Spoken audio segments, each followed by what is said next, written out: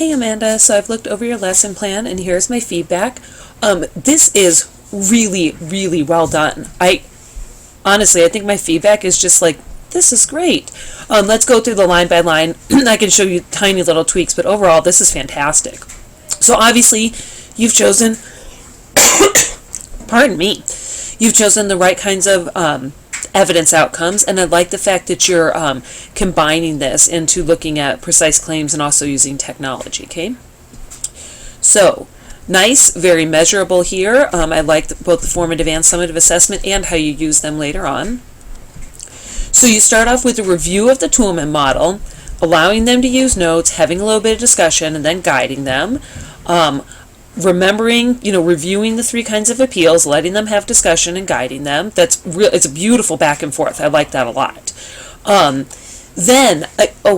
skipped because I loved this part, right? So we're going to add refutation, get together and talk about that word in general. What does it mean? So that way you have their attention totally focused, review, add, in this general way, and then add really specific. I think it's a nice,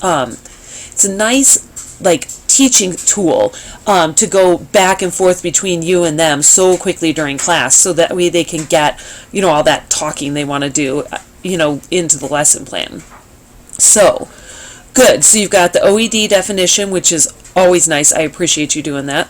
And then tell me where you're at with this. Okay. Now, you add the classical model in a really beautiful way so that you're laying out IPARC and you're looking at similarities between Toulmin, so that way they know it's just an additional tool to use. Okay. And then you grabbed a really beautiful, nice, three-sentence Toulmin argument, to add to classical.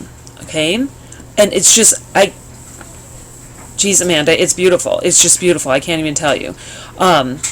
So look at the refutation part, you model it, and then you leave them into the guided practice, okay? So I like the fact that they're doing guided practice with a partner too. And the one-on-one thing is nice. I think when you get groups, even 4 in a group, I think is a little touchy. There just tends to be a sponge. But one-on-one, it allows them to talk about the argument while they write it. Just something to watch out for here.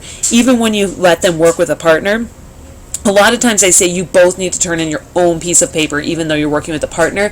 And then it's easy to look at them and see, if they're like carbon copies of each other.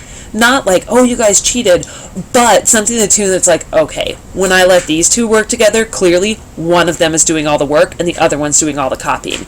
And, and you kind of get to whittle that down. And that's part of the management tactic, right, is watching out early on for those kids who are constantly copying. And then, what is it, like redoing a seating chart or assigning partners or something like that, okay? Oops, hold on, let me scroll down. Okay, and then you give them independent practice and you close the lesson beautifully. Cheese and crackers, girl. I don't even know what to say. Like, this is fantastic. I don't know that this one needs any revision. You also had the differentiation and modification up there. Looks fantastic. Love it.